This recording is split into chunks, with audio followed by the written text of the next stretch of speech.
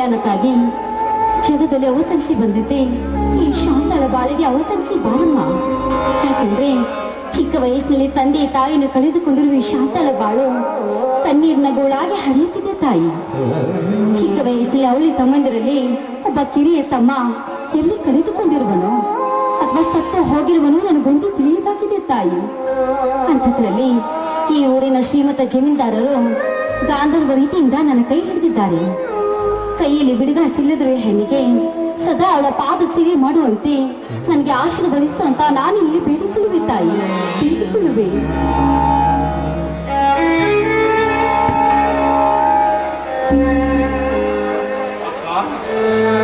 ಸಿರದೇವಿ ಪೂಜೆ ಮಾಡಿದೇನಮ್ಮ? ಪಾಪಮ್ಮ, ಕೂಲಿ ಕೆಲಸದಿಂದ ಈಗ ಬಂದೇನು? ಅಕ್ಕ, ಏಕಮ್ಮ ನಿನ್ನ ಕಣ್ಣಲ್ಲಿ ನೀರು? ಅವಳಿ ಜನಿಸಿದ ತಮ್ಮನನ್ನು ಕಳೆದುಕೊಂಡನೆಂಬ ದುಃಖಕ್ಕಾಗಿಯೂ ಅಥವಾ ಈ ಪರದೇಶಿ ತಮ್ಮನ್ನು ಕಟ್ಟಿಕೊಂಡು ಸಾಗುತ್ತಿರುವ ನನ್ನ ಜೀವನದ ಗತಿ ಹೇಗೆ ಎಂಬ ಬಾಂಧೆಯು, ಅಥವಾ ವಯಸ್ಸಿಗೆ ಒಂದು ನಿನ್ನ ಮದುವೆಯ ಚಿಂತೆ ಅಮ್ಮ? ಹೇಳಮ್ಮ, ಹೇಳು. ಇಲ್ಲ ತಮ್ಮ, ಇಲ್ಲ. ಮತ್ತೇಕಮ್ಮ ನಿನ್ನ ಕಣ್ಣೀರು? ಬಡತನದಲ್ಲಿ ಜನಿಸಿದ ಈ ಜ್ಯೋತಿಯನ್ನು ಮುಂದಿಸಬೇಕೆಂದು ಯಾಕೋತಿ ನನ್ನ ಮಗ ಆದರೂ ಕಣ್ಣು ಹಾಕಿದೆ ನನ್ನ ಮಾತು. ಆಗಿದ್ದರೆ ಹೇಳಮ್ಮ, ಹೇಳು. ಈಗಲೇ ಹೋಗಿ ಆ ಪಾಪಿಯನ್ನು ದರದರನ್ನು ಎಳೆದು ತಂದು ಈ ನಿನ್ನ ಪವಿತ್ರ ಪಾದದ ಮೇಲೆ ಕಳೆದು ಹಾಕಿ ಬಿಡುತ್ತೇನಮ್ಮ, ಕಳೆದು ಹಾಕಿ ಬಿಡುತ್ತೇನೆ. ನಿನಗೆ ತಿಳಿಸದೆ ನಾನೊಂದು ತಪ್ಪು ಮಾಡಿದ್ದೇನೆ. ಎಂದು ತಪ್ಪು ಮಾಡದ ನನ್ನಕ್ಕ ಎಂದು ತಪ್ಪು ಮಾಡಿರುವ ಅಂದರೆ ಸಾಧ್ಯನೇ ಇಲ್ಲಕ್ಕ, ಸಾಧ್ಯನೇ ಇಲ್ಲ ತಮ್ಮ, ಆ ದೇವರ ಬಡ ಹೆಣ್ಣು ಮಕ್ಕಳಿಗೆ ರೂಪ ಯೌವನವನ್ನು ಕೊಟ್ಟು ತಪ್ಪು ಮಾಡಿದ್ದಾನೆ. ಅಂದರೆ ಏನಕ್ಕ ಈ ನಿನ್ನ ಮಾತು? ಧರ್ಮ ತುಂಬಿದ ಮನೆ ಎಂದು ಖ್ಯಾತಿ ಪಡೆದ ಈ ಊರಿನ ಧನಿಕ ನನ್ನ ಮೇಲೆ ಮನಸ್ಸು ಮಾಡಿ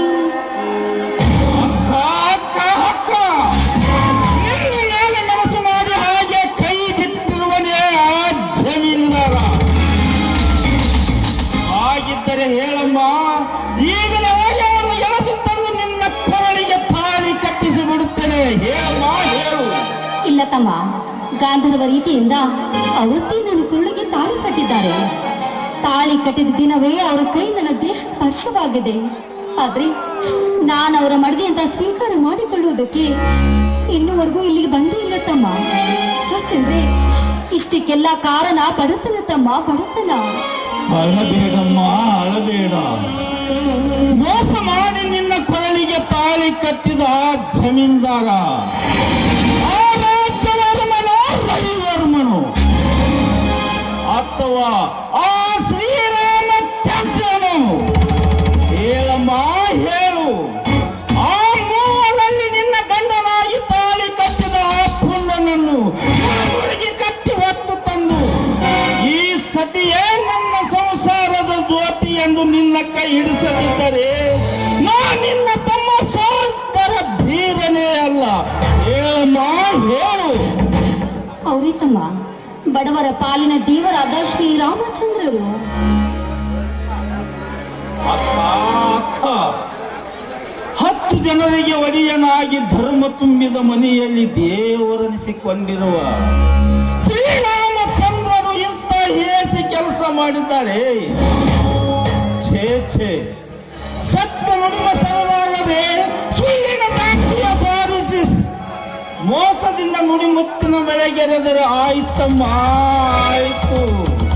ಯಾವ ಸೀಮೆಯ ಜಮೀನ್ದಾರನೇ ಆಗಲಿ, ಹತ್ತೂರ ಪ್ರಿಯ ದೇವರೇ ಆಗಿರಲಿ, ಆ ತಪ್ಪ ಮಾಡಿದ ವ್ಯಕ್ತಿಯನ್ನು ಈ ಮುಕ್ತಿ ಮಂದಿರದಲ್ಲಿ ನಿಂದಿರಿಸಿ ದೊರಕಿಸಿಕೊಡುವುದೇ ನನ್ನ ಮಾತಿನ ಗುರಿ. ಬರುತ್ತೇನಮ್ಮ, ಬರುತ್ತೇನೆ.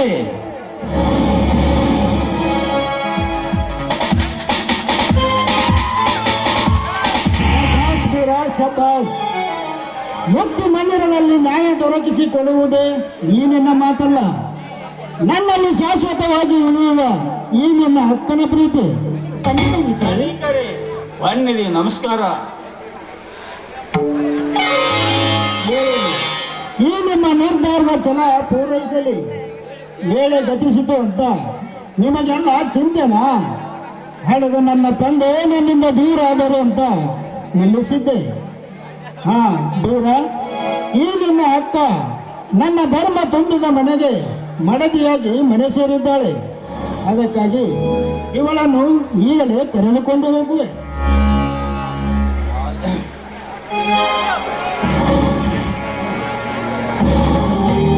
ಎಂಥ ಮಾತು ಧನಿಕರೇ! ನಿಮ್ಮ ಯೋಗ್ಯತೆಗೆ ತಕ್ಕಂತ ನಾವಿರದಿದ್ದರು ನಮ್ಮ ಜೊತೆ ನೆಂಟಸ್ಗೆ ಬೆಳೆಸಿದ್ದಿಲ್ಲ. ನಿಮಗೆ ದೇವರನ್ನಲೋ ದೇವ ಮಾನವರನ್ನಲೋ. ಛೇ, ಅಷ್ಟೊಂದು ದೊಡ್ಡ ಮಾತೇಕೆ ದೂರ? ಬರೀ ಮಾವನೆಂದರೆ ಸಾಕು.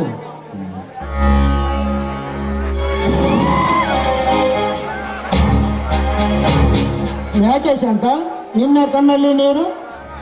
ಏನಿಲ್ಲ ಸ್ವಾಮಿ, ನಿಮ್ಮ ಅಂತಸ್ತಿಗೆ ತಕ್ಕಂತೆ ನನ್ನಲ್ಲಿ ಒಡವೆ ವಸ್ತ್ರ. ಗಂಡನ ಮನೆಗೆ ಏನು ತರೋದು ಅಂತ ಚಿಂತೆನಾ? ಹುಚ್ಚಿ, ಬೆಳ್ಳಿ ಬಂಗಾರ ಪೀತಾಂಬರ ಸೀರೆಗಿಂತ ನಿನ್ನ ರೂಪವೇ ಶೃಂಗಾರವಾಗಿರುವಾಗ ಆ ಒಡವೆಗೇಕೆ ನಿನ್ನ ಚಿಂತೆ? ಸದಾ ಮುತ್ತು ರತ್ನಗಳಂತೆ ಶೋಭಿಸುತ್ತಿರುವ ನಿನ್ನ ರೂಪವೇ ನಿನ್ನಲ್ಲಿ ಶೋಭಿಸುತ್ತಿರುವಾಗ ನೀನಾ ಚಿಂತೆ ಮಾಡಬಾರದು. ಸ್ವಾಮಿ, ಆದರೂ ನೀವು ನನ್ನದೊಂದು ಮಾತು ನಡೆಸಿಕೊಡ್ಬೇಕು. ಅದೇನಂತ ಸಂಕೋಚವಿಲ್ಲದೆ ಹೇಳು. ಸ್ವಾಮಿ, ಬಡತನದ ಸುಳಿಯಲ್ಲಿ ನಕ್ಕು ಸೋತಿರುವ ಹೆಣ್ಣಿಗೆ ಪರದೇಶಿ ತಮ್ಮನೇನೋ ರತ್ನ ಹೊಂದಿದೆ. ಈ ಪರದೇಶಿಗೆ ತಂದೆ ತಾಯಿ ಅಂದ್ರು ನಾನೇ, ಅಕ್ಕನಂದ್ರು ನಾನೇ. ಇವನನ್ನು ಇಲ್ಲಿವರೆಗೂ ನನ್ನ ಪಕ್ಕದಲ್ಲಿ ಇಟ್ಟುಕೊಂಡು ಹಕ್ಕಿ ತರ ಜೋಪಾನ ಮಾಡಿದ್ದೇನೆ. ಇವನನ್ನೇ ನನ್ನ ತವರಿನ ಕಾಣಿಕೆಯಾಗಿ ತೆಗೆದುಕೊಂಡು ಬರಬೇಕೆನ್ನುವುದೇ ನನ್ನ ಆಸೆ. ಅದಕ್ಕೆ ದಯವಿಟ್ಟು ನೀವು ನನ್ನ ಮಾತನ್ನು ನಡೆಸಿಕೊಡ್ಬೇಕು ಅಂತ ನಿಮ್ಮ ಪಾದ ಹಿಡಿದು ಬೇಡಿಕೊಳ್ಳುವೆ. ಎದ್ದೇಳು ಶಾಂತ, ಎದ್ದೇಳು. ಬುದ್ಧಿ ಶೂನ್ಯನಾಗಿ ಬಡಬಡಿಸುವ ನೀನು ಭ್ರಮೆ ಎಂಬ ನಿದ್ರೆಯಿಂದ ಮೊದಲು ನೀನು ಎಚ್ಚರಾಗು. ಅಚ್ಚರಿಯಾಗುವಂತ ಕೆಚ್ಚದ ಹೆಣ್ಣೆ ನೀನಿರುವಾಗ ಇನ್ನು ರಚ್ಚಿನಿಂದ ಕೈದಾಡುತ್ತಿರುವ ಈ ನಿನ್ನ ತಮ್ಮ ನನ್ನ ವರ್ಚಸ್ಸಿಗೆ ತಕ್ಕಂತ ಹುಲಿ. ಈ ಹುಲಿ ಇಂದು ನಿನ್ನ ತವರಿನ ಕಾಣಿಕೆಯಾಗಿ ನನ್ನ ಮನೆಗೆ ಬರಲೇಬೇಕು. ಇಂದಿನಿಂದ ಇವನೇ ನನ್ನ ಅಂಗರಕ್ಷಕ. ಹೌದು ಶಾಂತ, ಅದಕ್ಕಂತಾನೆ ಈಗಲೇ ಇವನಿಗಾಗಿ ಶೃಂಗರಿಸಿದ ಬಟ್ಟೆ ತಂದಿದ್ದೇನೆ. ಹಾ, ದೂರ ತೆಗೆದುಕೋ ಈ ಬಟ್ಟೆಯನ್ನು. ಆಯ್ತು ಮಾಮ, ಒಳಗೆ ಹೋಗಿ ರೆಡಿಯಾಗಿ ಬಾ. ಆಯ್ತು. ಸ್ವಾಮಿ, ಈಗ ಪ್ರತಿಯೊಂದು ನುಡಿಯಲ್ಲೂ ಕೂಡ ಆ ದೇವರ ನುಡಿ ತುಂಬಿರುವಾಗ ನಿಜಕ್ಕೂ ನೀವೇ ಬಡವರ ಪಾಲಿನ ದೇವರು. ಶಾಂತ, ಯಾರವರು ಬಡವರು? ನಿತ್ಯ ನ್ಯಾಯದ ತಲೆಯ ಮೇಲೆ ಕಾಲಿಟ್ಟು ಅನ್ಯಾಯವೇ ನನ್ನ ಉಸಿರೆಂದು ಖುಷಿಯಾಗಿ ಹೇಳುವ ದೇಶಿಗಳು ಬಡವರು. ದಾನ ಧರ್ಮ ಮಾಡದೆ ಧರ್ಮದ ಹೆಗಲೇರಿ ಕುಳಿತು ಕಳ್ಳ ಕದಿಬರಾಗಿ ಬಾಳುವವರೆಲ್ಲ ಬಡವರು. ನಾಡಿನ ಹೆಣ್ಣು ಕಡಲ ಕಣ್ಣು ಎಂಬುವುದನ್ನು ಮರೆತು ಒಂದ ಮನೆಗೆ ಅನ್ನ ಹಾಕಿದ ಮನೆಗೆ ಕಣ್ಣು ಹಾಕಿ ಆ ಹೆಣ್ಣಿನ ಜೀವನವೆಲ್ಲ ಹಾಳು ಮಾಡಿದ ಆ ಗಂಡರೆಲ್ಲ ಬಡವರು. ತಂದೆ ತಾಯಿಗಳು ದೇವರು ಎನ್ನದೆ ಅಂಗಿಯಾಗಿ ಮನೆ ಸೇರಿದ ಮುತ್ತಿಟ್ಟ ಮೋಹಿನಿಯೇ ನನ್ನ ದೇವರು ಎಂದು ಹೇಳುವ ಗಂಡರೆಲ್ಲ ಬಡವರು. ಬಡ್ಡಿ ಸಾಲದ ದೊಡ್ಡ ಸ್ಥಿತಿಯಲ್ಲಿ ಪುಟ್ಟದಾಕಾರವಾಗಿ ಹಣ ಗಳಿಸಿಕೊಂಡು ಸತ್ಯ ನೀಯತ್ತನ್ನೇ ಮರೆತ ಆ ದೊಡ್ಡ ರಾಜ ರವಿವರ್ಮರೆಲ್ಲ ಬಡವರು. ನಿತ್ಯ ನಿನ್ನ ಗುಣಶೀಲದಿಂದ ಪರಿಶೋಧಿಸುವ ನೀನು ಬಡವಳಲ್ಲ ಶಾಂತ, ನಿಜವಾಗಿಯೂ ನೀನೇ ಶ್ರೀಮಂತಳು. ಸಾಕು ಸ್ವಾಮಿ, ಸಾಕು. ಹಾಗಂತ ಒಂದು ಪ್ರೇಮಗೀತೆ ಹಾಡಬಾರದೆ?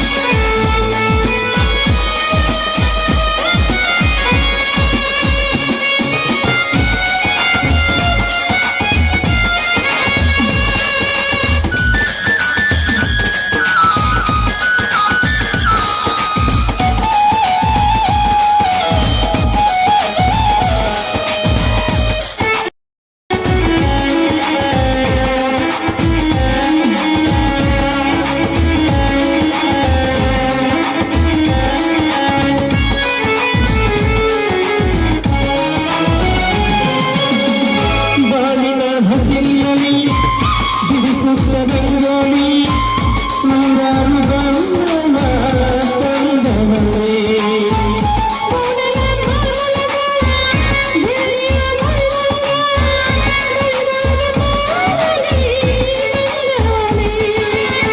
ಗುಂಡಿಗೆಯ ಗೂಡಿನೊಳಗೆ ಮುಚ್ಚಿದ ಬೆಂಕಿಯ ಹಾಗೆ ಬಡಲ ಹಾಗೆ ನಿನ್ನ ನಾಡಿ. ನನ್ನ ತೋಳ ನಿನಗೆ ಎಂದು ಜೋಡಿ.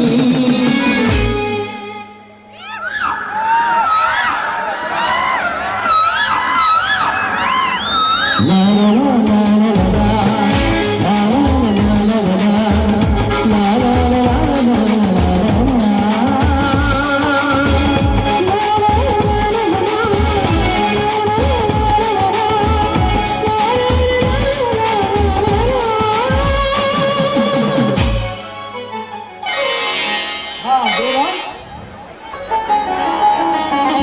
ಅಂದೆ ಮಾಮ. ಬಾ ಬೀರಣ್ಣ ಬಾ,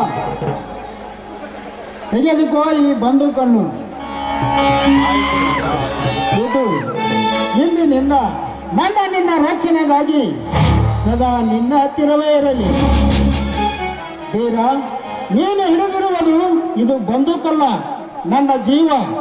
ಈ ಜೀವನ ಹೇಗೆ ಕಾಪಾಡಬೇಕಂತ ನಿನಗೆ ಚೆನ್ನಾಗಿ ಗೊತ್ತು. ಆಯ್ತು ಮಾಮ, ಆಯ್ತು.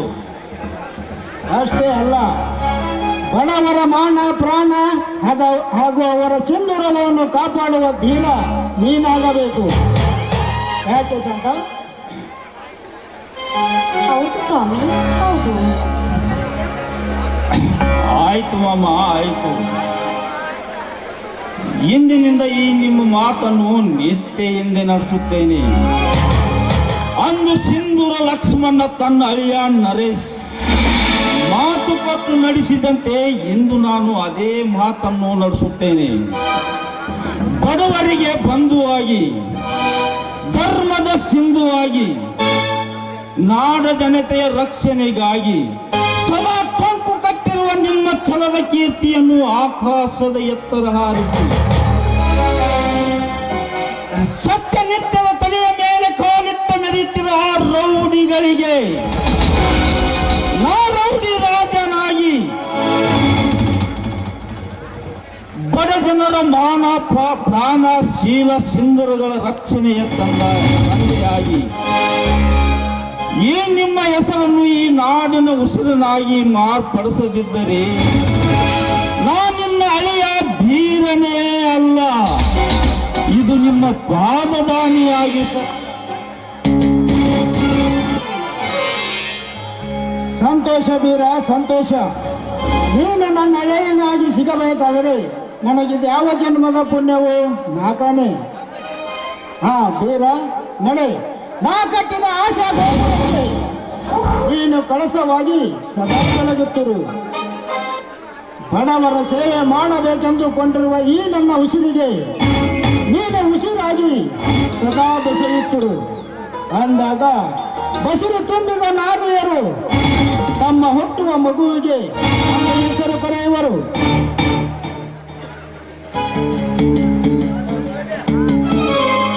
ಸದಾ ಬಡವರ ಗರ್ಜನೆಗೆ ಕುಸಿಯುವ, ಬಡವರ ಬಾಳಿಗೆ ಹೆಗಲು ಕೊಟ್ಟು ಅವರ ಬಂಧನ ಬಿಡಿಸುವ ಬಾಂಧವರು ನಾವಾಗಬೇಕು.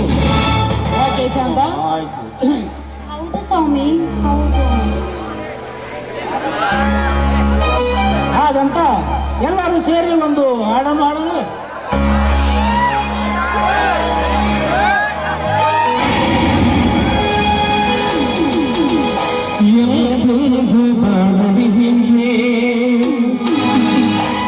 ಆನಂದು ತುಂಬುವುದೆಂದು ತುಂಜುಂಬನಿಂದ ಬಾಳು ಬಂಗಾರವಾಗಲೆಂದು ಹಾರೈಸುವೆ ನಾನು.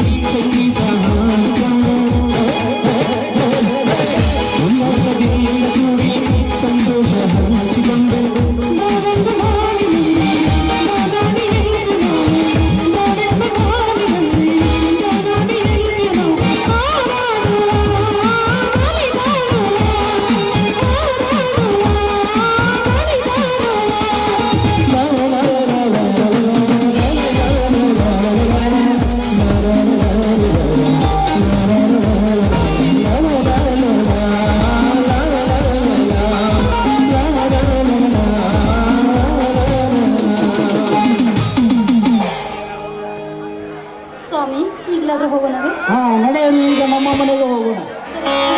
ನಿಮ್ಮ ಮನೆಗೆ ಹೋಗೋಣ.